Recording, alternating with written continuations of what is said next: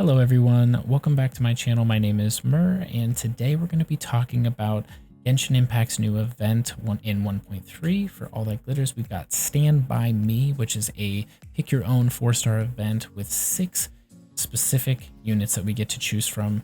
And I'm excited to share with you my thought process with going into this event and why I'm going to be pulling for who I'm going to be pulling. I'd love to also hear from all of you who your plan is to pull and why, and just to kind of get the conversation going, showing some excitement for this new event. So let's go ahead and get started. Here we have the 4, I would call main DPS unit options that we have available.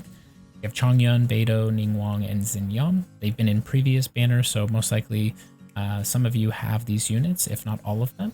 And then the other units we have is Xiangling, who is a free-to-play to obtain in the Abyss at 8.3.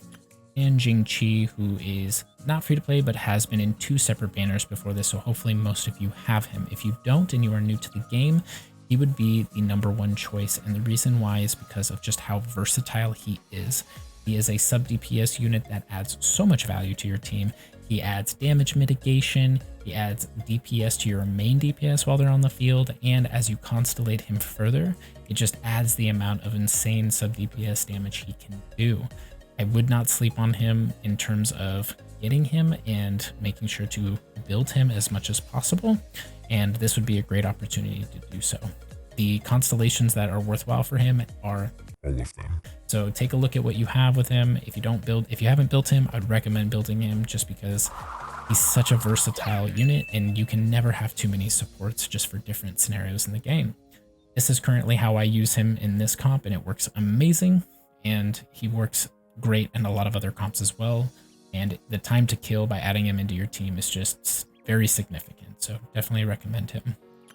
Then we have Xiangling. Xiangling would probably be my 3rd or 4th pick if I didn't have her already capped. I currently do have her C6. I should have mentioned Xingqiu is C2 for me, so I still have 4 constellations to go. The Xingqiu banner did not grant me him at all, which was really sad. But Xiangling basically would be really useful in a Pyro main team, or if you use her as a main DPS, her abilities would help her because it does add to the Pyro damage that she's able to do. And if you pair her with someone like Bennett, it could probably go a pretty long way. So she's also another good unit if that's the case. She can kind of act as a sub DPS or a main DPS role depending on how you have her built.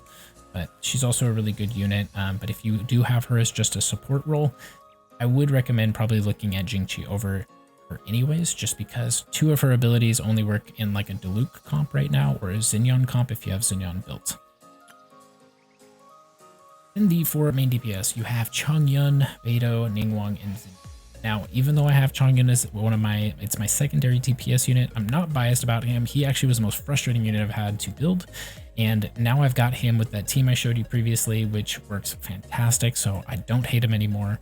I have him somewhat built but not fully optimized, but he works really well in a double cryo team with a freeze element like Barbara or Xingqiu and an animo element like Sucrose and Venti. If you're working on Chongyun, I would definitely recommend building his constellations. They work really well. All 4 of them add DPS. His C2 specifically adds some very good support synergy because it reduces all the cooldowns as long as you cast abilities in his circle. The rest of them just add DPS to him, as well as adding cryo damage to his normal attack on C1, so very useful. Beidou is just the Electro Queen. Just kidding, it's Kaching. But Beidou is second in line for that. She's got a very unique kit. She is able to deflect attacks and be able to add damage output because of it. But she also has some shield and damage mitigation built into her as a tank, so she is more of the actual tank role with just really fun gameplay. So if she is your main, that's totally a good choice. I would say that building her is not regrettable. All of her constellations work really well.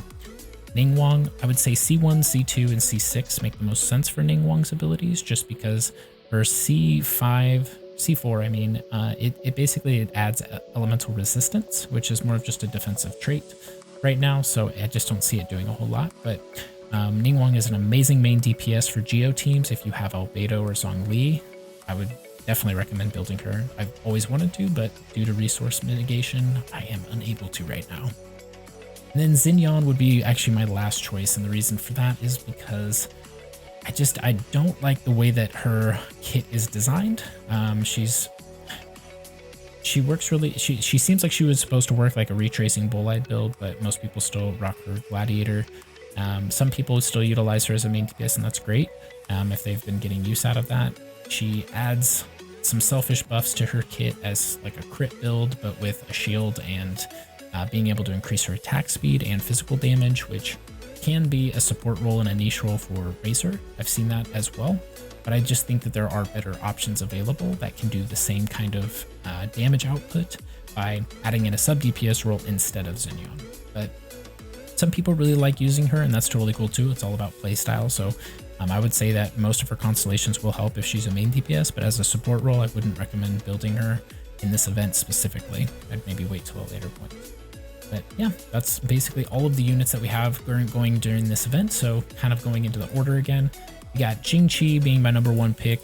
We got actually Ningguang would be my #2 pick, just because she is one of the strongest DPS in the game currently as a 4-star unit. So I would say that the damage output that she is capable of for being a 4-star is nuts. None of the other 4-stars really compare to it. Only 5-stars are pretty much capable of that same damage output. Then I've got Xiangling as a free-to-play player or a Pyro team. If you have Diluc, she's a great support.